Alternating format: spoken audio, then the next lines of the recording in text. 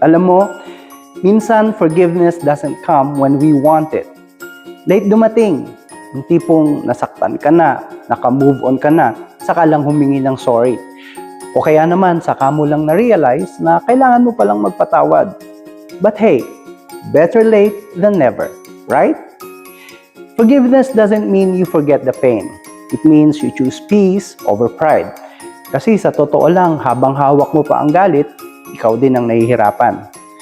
So kung may kailangan kang patawarin, kahit matagal na, kahit di na kayo nag-uusap, gawin mo na.